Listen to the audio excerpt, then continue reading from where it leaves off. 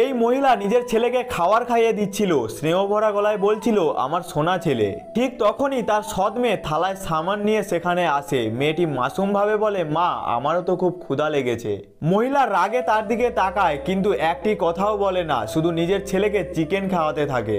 মেয়েটি আস্তে করে নিজের ছোট্ট বাটিতে কিছু ভাত নেয় আর সামান নিতে যাচ্ছিল। ঠিক তখনই নারী হঠাৎ তাকে চিমটা দিয়ে আঘাত করে আর রাগে চিৎকার করে বলে, কাজ তো করতে জানিস না, একদম কাজ চোর, আর খেতে চাই আবার এতটা।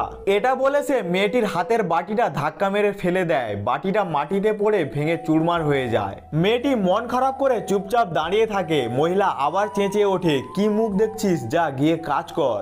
চোখে জল ভরে যায় মেয়েটির। সে নিঃশব্দে গিয়ে কাপড় ধোয়া শুরু করে। পরের দিন বাড়িতে অতিথিরা গাড়ি ভরে অনেক উপহার নিয়ে আসে। সবাই খুব খুশি। দূরে দাঁড়িয়ে সৎমেয়ে চুপচাপ সবকিছু দেখছিল, মনটা খুব খারাপ। এমন মুহূর্তে সৎমা কাছে এসে কঠোরভাবে বলে, এখনো দাঁড়িয়ে আছিস কেন, যা গিয়ে কিছু কাজ কর। এটা শুনে মেয়েটি চুপচাপ গিয়ে টেবিল সাজাতে থাকে। পরের রাত বাড়ির বাইরে রাস্তায় দাদি কান্নায় ভেঙে পড়ে চিৎকার করে বলছিলেন, আমার নাতনি কোথায় গেল, কেউ কি বলবে, রাত থেকে নিখোঁজ সে। পাশে দাঁড়িয়ে থাকা মানুষগুলো হতবাক হয়ে যায়। তারা জিজ্ঞেস করে, কি হয়েছে দাদি? দাদি কাঁদতে কাঁদতে বললেন, ওকে খুব মারধর করা হতো, মাহারা বাচ্চা, জানি না কোথায় চলে গেল।